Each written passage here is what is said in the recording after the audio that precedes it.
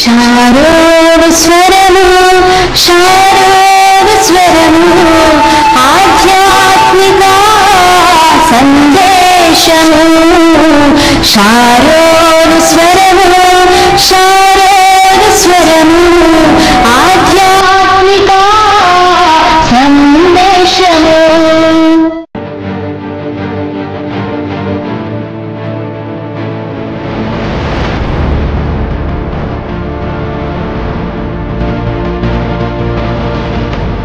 సమృద్ధి జీవం అంటే కొరతలతో కూడింది కాదు, అది లేమితో కూడింది కాదు, కానీ అది సమృద్ధి అంట.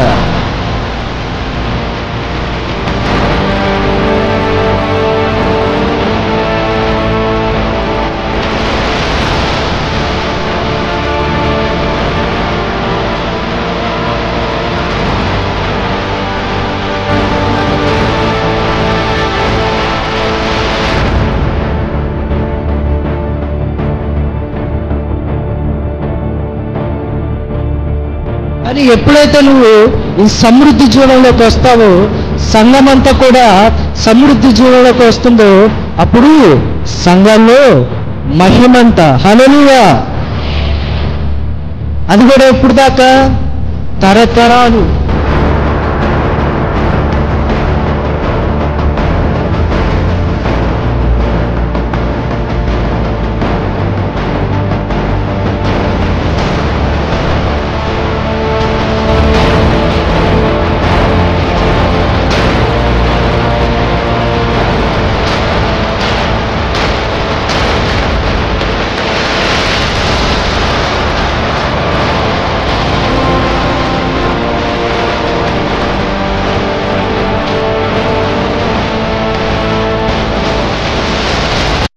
దేవుని చేతిలో ఘనంగా వాడవచ్చు.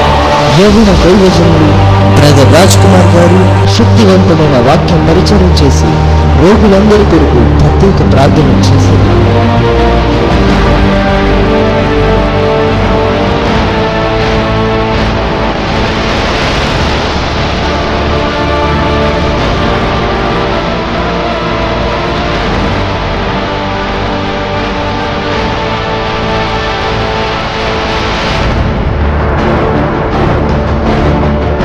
రండి, ఇది మహిమ నుండి అధిక మహిమకు వెళ్ళే సమయం.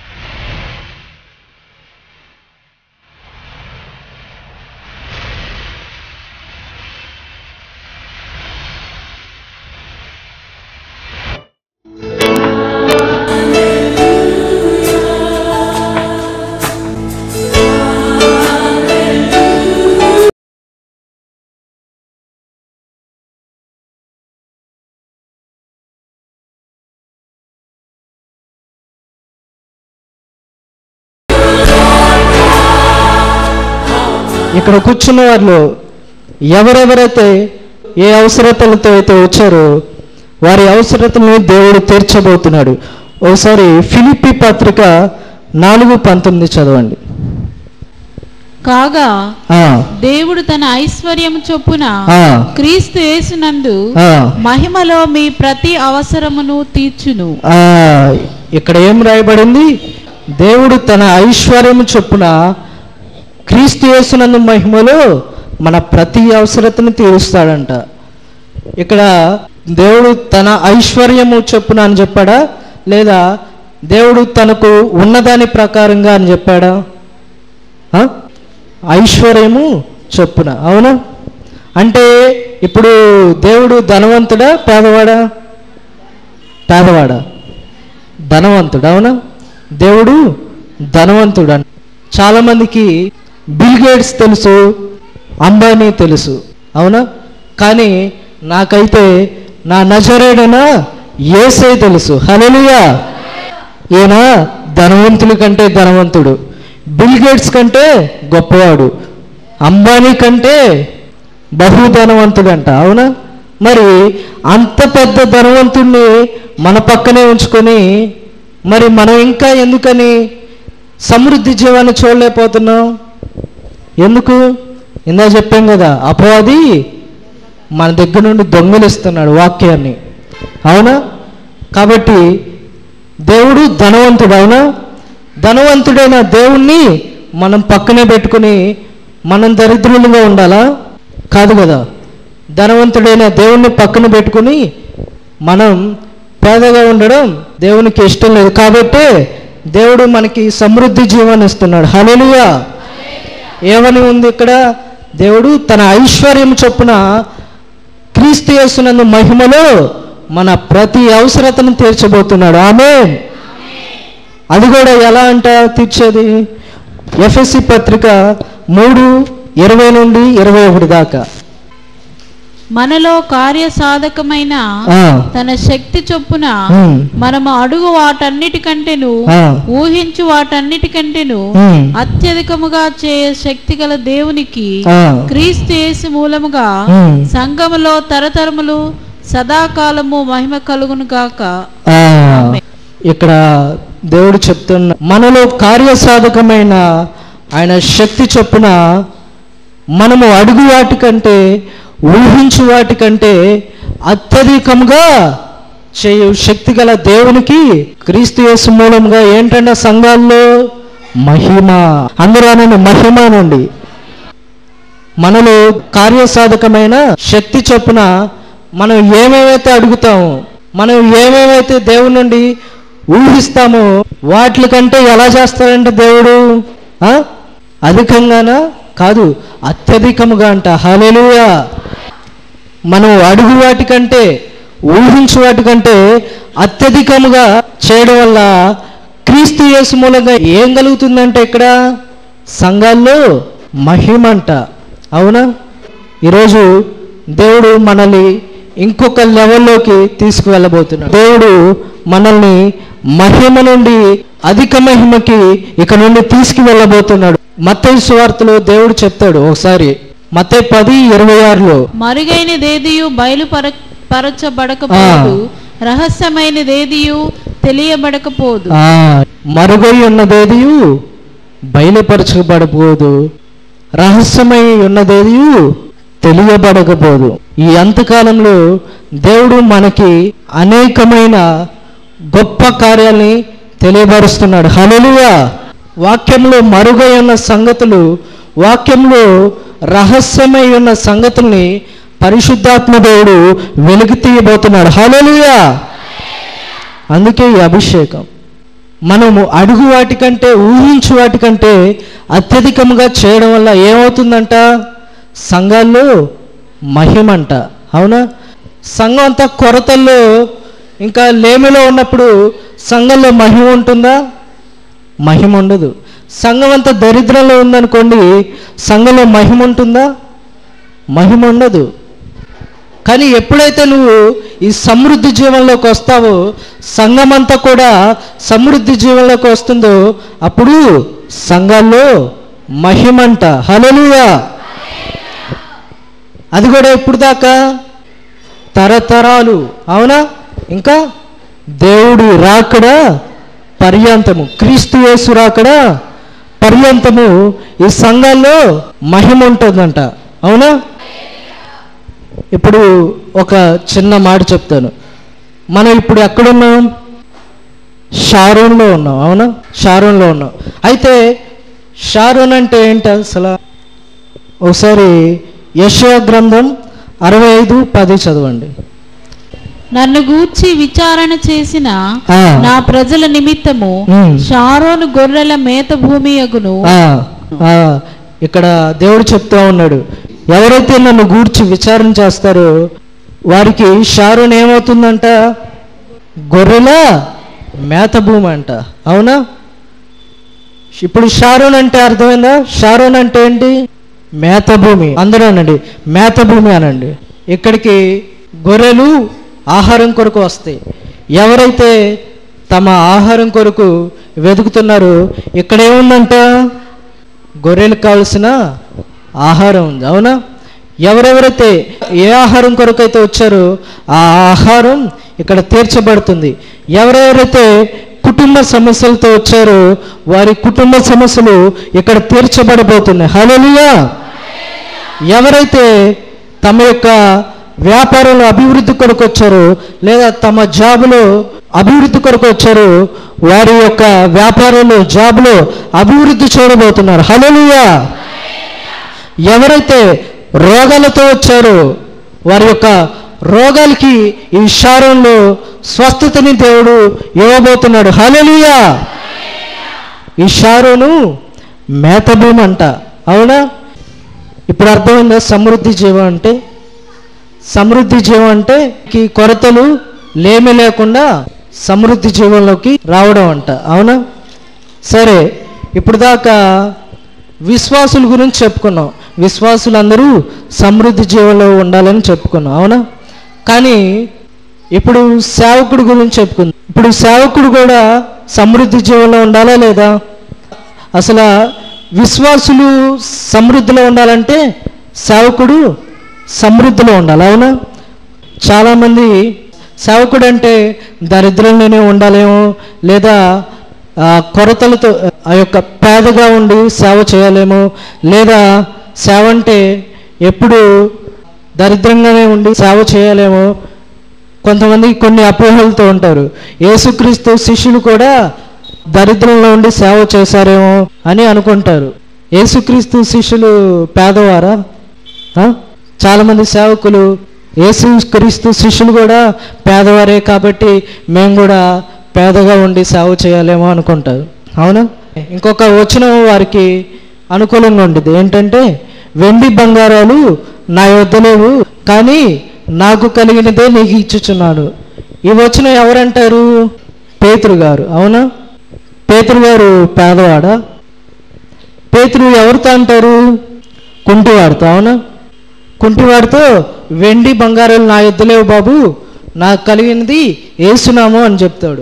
అయితే ఇప్పుడు పేతురు దగ్గర వెండి బంగారాలు లేవా? ఉన్నాయా లేవా? అసలు పేతురు గారు ఎందుకని ఈ వాక్యం అన్నారు?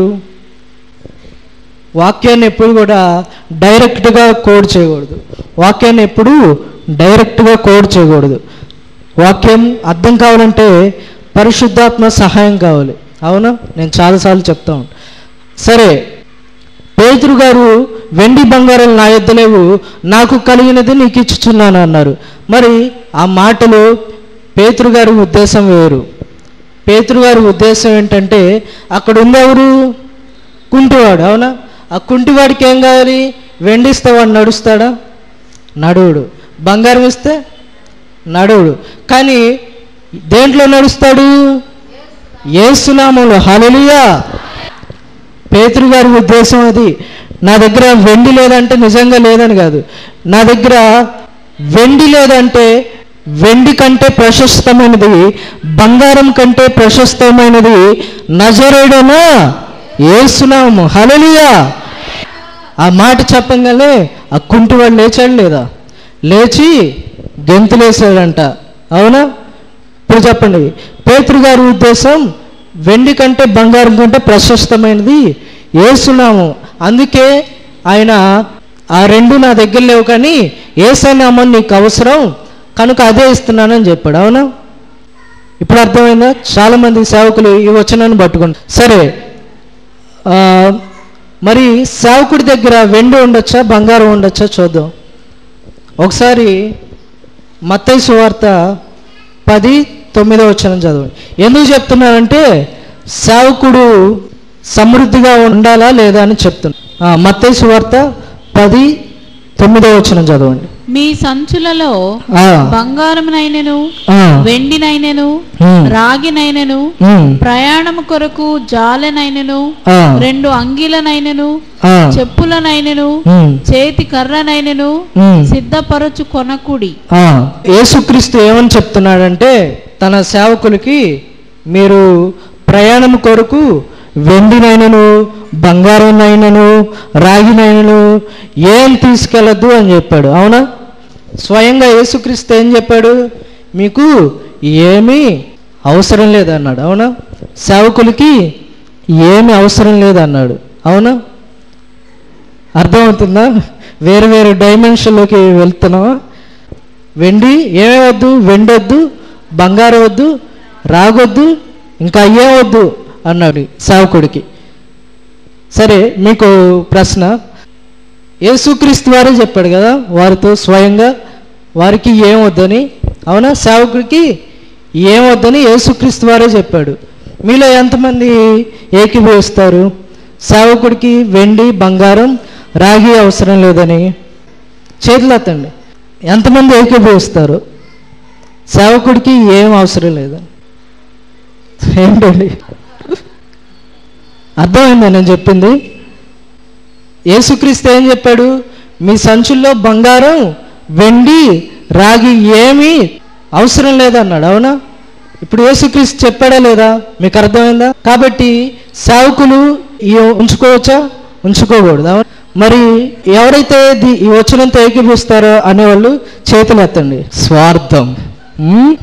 మీకైతే ఇప్పుడు దాకా సమృద్ధి జీవం, ఇప్పుడు దాకా నీరు కట్టిన తోట వలె ఫలించాలి, మీరందరూ మంచిగా ఉండాలి, మీ కుటుంబాలన్నీ మంచిగా ఉండాలని చెప్తే మా దగ్గర ఏం ఉండకూడదా? మీరైతే సమృద్ధిగా ఉండాలి, మేమైతే కొరతలతో ఉండాలి. అవునా? సరే, తర్వాత వచనం చదువుదాం. వాడు తన ఆహారమునకు పాత్రుడు కాడా? ఇక్కడ ఏమంటున్నాడు? అవన్నీ చెప్పి యేసుక్రీస్తు ఏమంటున్నాడు ఇక్కడ? పనివాడు తన ఆహారమునకు పాత్రుడు కాడా. అర్థమైందా? ఇవన్నీ వద్దన్నాడు కానీ ఇవన్నీ మీకు వస్తాయన్నాడు. హల్లెలూయా. అర్థమైందా? ఇవన్నీ వద్దన్నాడు ఫస్ట్. తర్వాత ఏమన్నాడు? పనివాడు తన ఆహారానికి పాత్రుడు కాడా. అవునా? ఇప్పుడు సేవకుడు బంగారానికి పాత్రుడా కాదా? వెండికి పాత్రుడా కాదా? రాగికి పాత్రుడా కాదా? ప్రతిదానికి పాత్రుడా కాదా? హల్లెలూయా. ఇప్పుడు ఎంతమంది ఏకీభవిస్తారు సేవకుడి దగ్గర ఇవన్నీ ఉండాలని? సేవకుడు సమృద్ధిగా ఉండాలి. అవునా? విశ్వాసులు సమృద్ధిగా ఉండాలి, సేవకుడు కూడా సమృద్ధిగా ఉన్నప్పుడు అప్పుడేమైందంట? సంఘాల్లో మహిమ. హల్లెలూయా. సంఘాల్లో మహిమ. మనమంతా కూడా సమృద్ధిలో ఉన్నప్పుడు, మనమంతా కూడా కొరతలు లేకుండా, మనం అడుగు వాటికంటే ఊహించు వాటికంటే అత్యధికంగా పొందుకున్నప్పుడు మనకి లేముండదు, మనకి దరిద్రం ఉండదు, మనకి ఈ యొక్క ఇరుకులు, ఈ యొక్క దరిద్రం ఉండదు. అప్పుడు మనం అందరం కూడా ఆయన యొక్క సమృద్ధి జీవంలోకి వస్తాం. అప్పుడు సంఘాల్లో దేవుడు తన మహిమను చూపిస్తాడు. హల్లెలూయా. అది కూడా తరతరాలు ఆయన యొక్క రాకడ పర్యంతం తన మహిమని దేవుడు మన సంఘంలో తన సమృద్ధితో నింపబోతున్నాడు. హల్లెలూయా.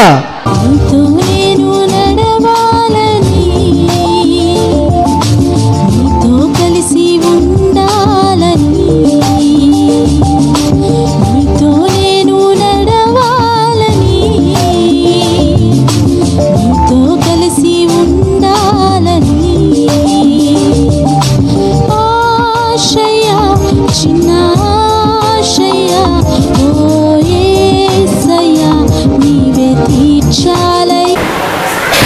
ఎలా ఉంది?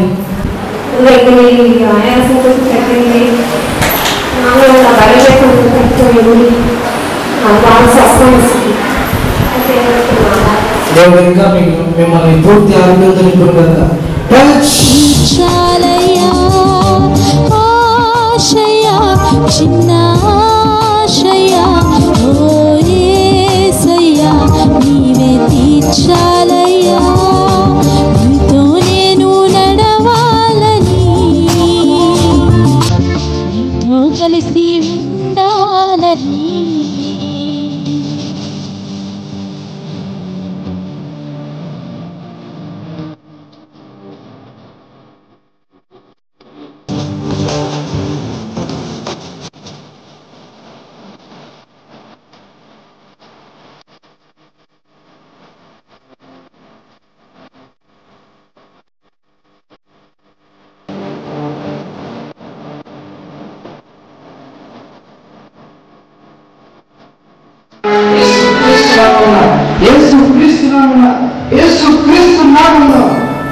గొప్ప స్వస్థతని ప్రకటిస్తున్నాను. తగ్గిపోయిందా? ఏది మోకాలు నొప్పి తగ్గింది, నడుము నొప్పి కూడా తగ్గిందా? హల్లెలూయా. ఎక్కడ నడుస్తున్నారా? నడుము వస్తుంది. నడువలేక నేను ఈ లోక యాత్రలో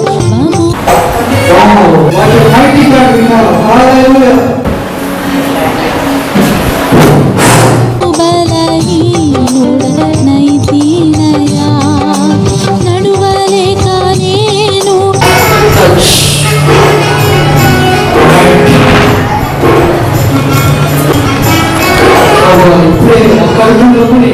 బయటికి పొమ్మనాపిస్తున్నారు. I command that pain come out in the mighty name of Jesus. Touch. ఈ లోక యాత్రలో బహు బలహీనుడనైతినయా హల్లెలూయా.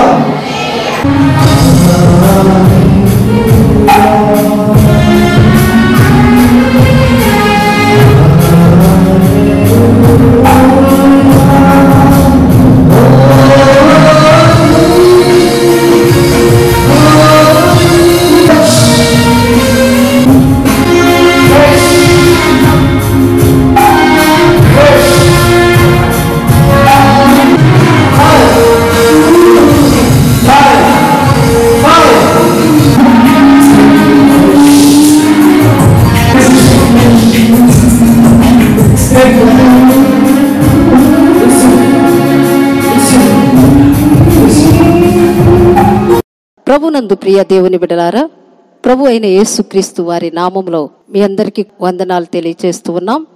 ప్రియ దేవుని బిడ్డలారా, ఈ యొక్క ఆధ్యాత్మికమైన కార్యక్రమము ముందుకెళ్ళులాగున మీరంతా ప్రార్థించండి.